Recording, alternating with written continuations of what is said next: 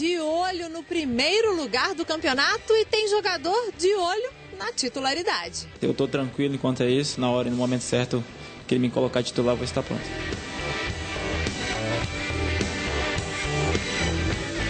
Ou eu acredito na arbitragem mineira 100% e vou defender isso, ou eu não acredito. Parcialmente, ficou uma situação muito desconfortável.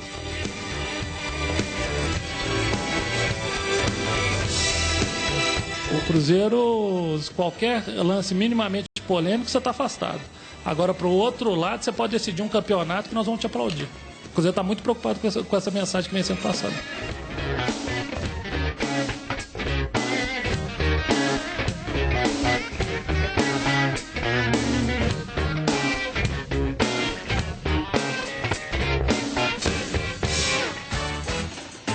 Alô, alô, boa tarde, salve, salve. Hoje vamos espirrar sangue na sua televisão, hein? Estou aqui ao lado dos nossos intrépidos comentaristas. A Kika está aqui para receber sua participação no @ os donos da bola MG e também no Band Zap. Portanto, participe, fale da seleção, fale de tudo isso que aconteceu ontem nessa coletiva lá no Cruzeiro. Tem nota do Atlético aí diante de uma informação, de uma matéria veiculada na ESPN, de que a CBF anda dando uns toques lá no STJD, mais ou menos de como se proceder diante de problemas.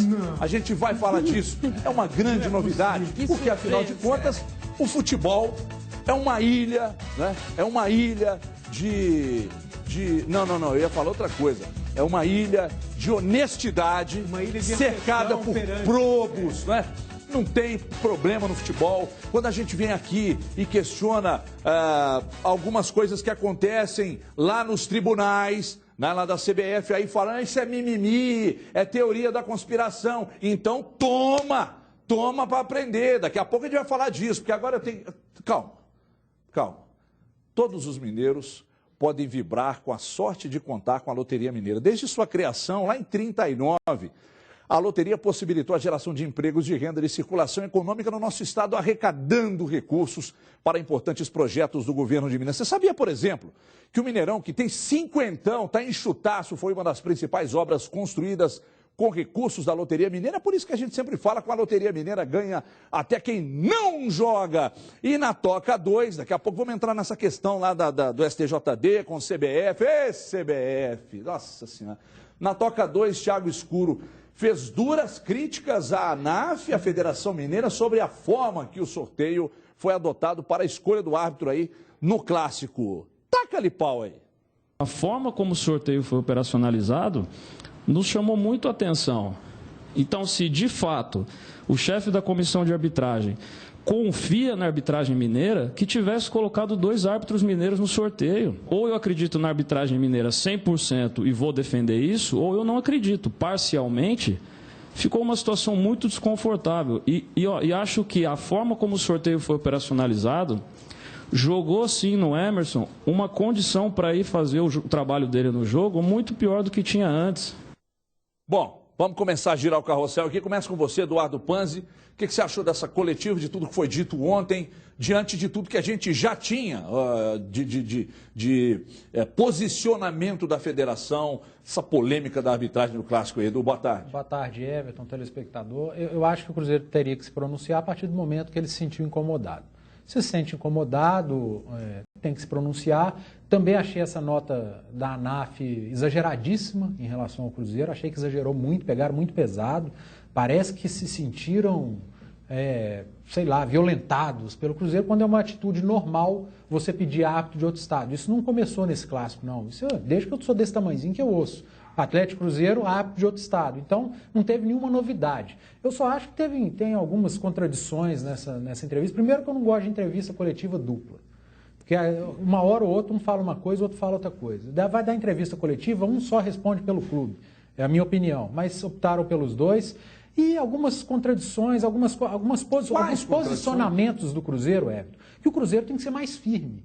Eu tenho um posicionamento que eu acho que árbitro tem que ser de fora em Clássico, porque eu não confio na arbitragem mineira. Eu, Eduardo Panzi, não gosto da arbitragem mineira, eu não acho a arbitragem mineira qualificada. Mas você a tem exceção, não, eu não acho ela qualificada. Eu sempre opto por árbitro de fora em clássico. Mas o seu argumento na semana passada era pressão, não sei o quê. Você falava, não, a arbitragem é boa, tal. Deixa eu molhar o bico. O problema era a padaria.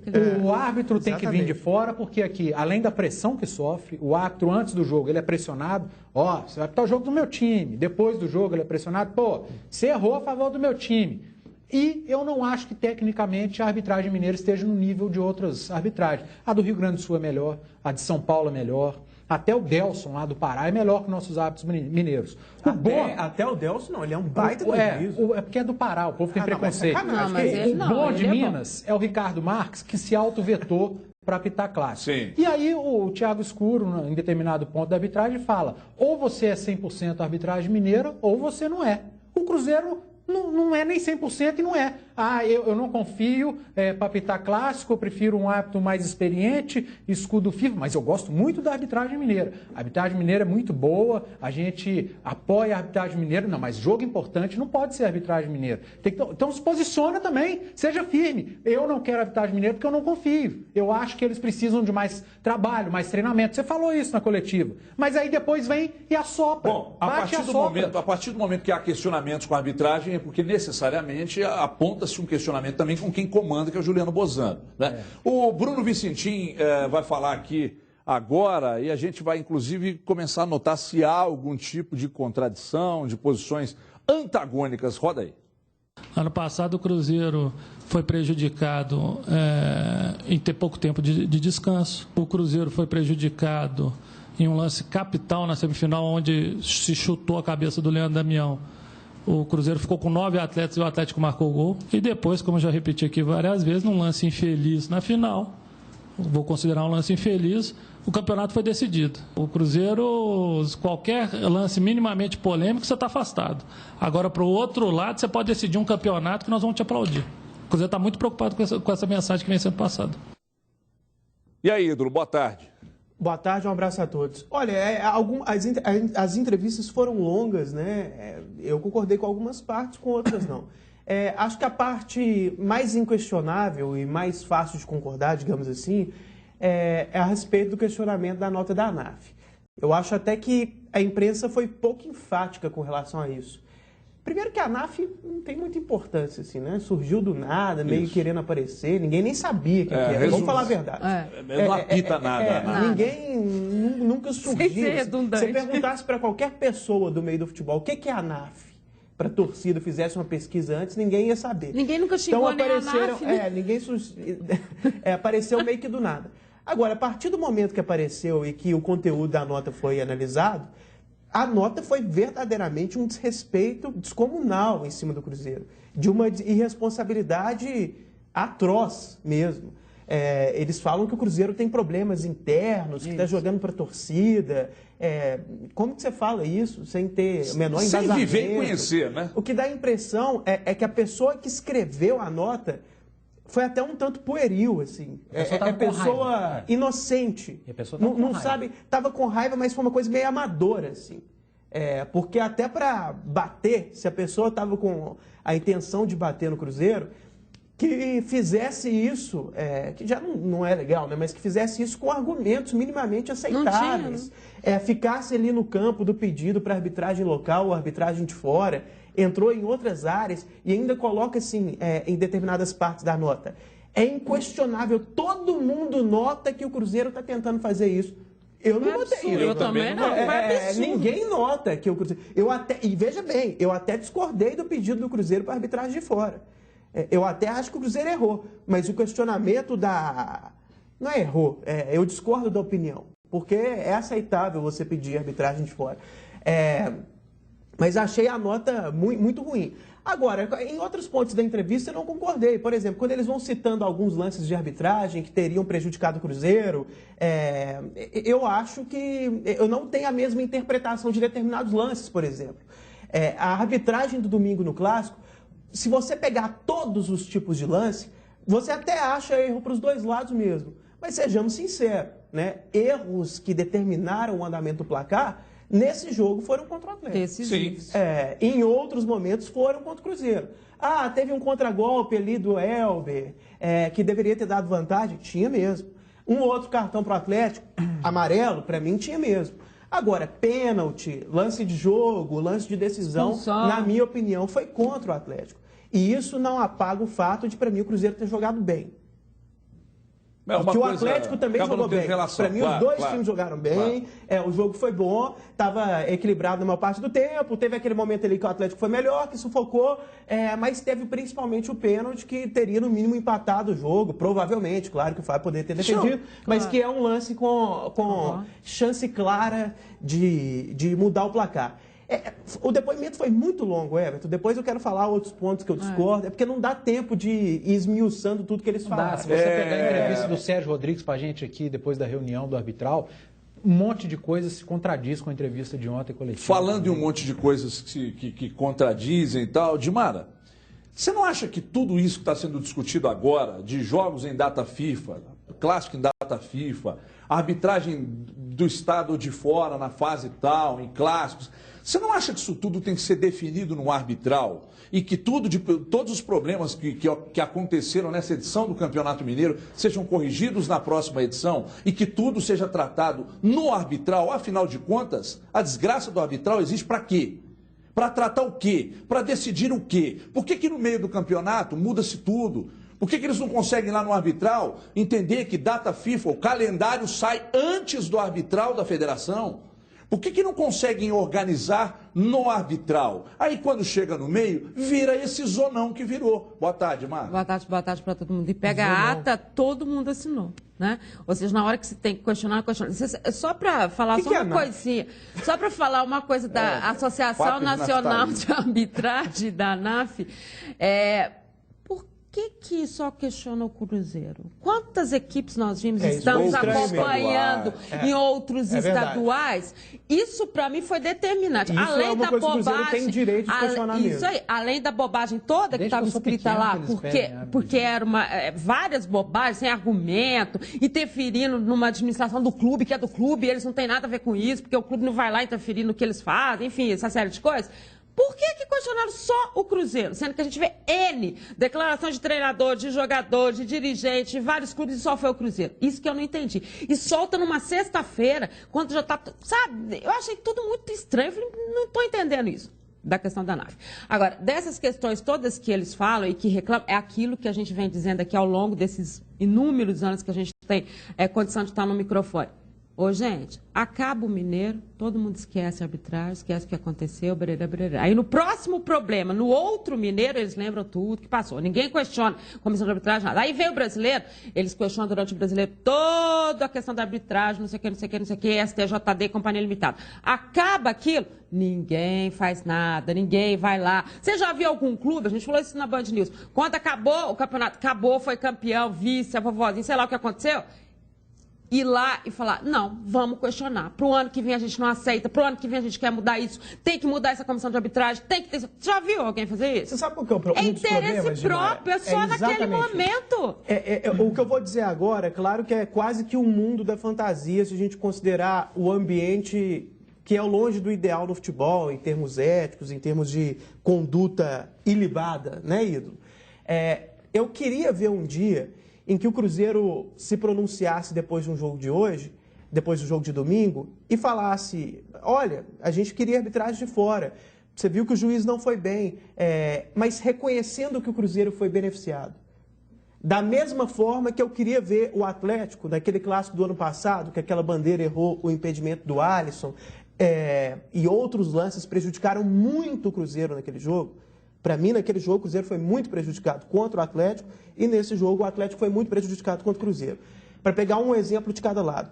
Eu queria ver, nessas respectivas situações, o presidente, o dirigente que foi beneficiado, até fazer uma reflexão de arbitragem, mas reconhecendo de alguma maneira que o problema é técnico e que naquele momento ele foi beneficiado.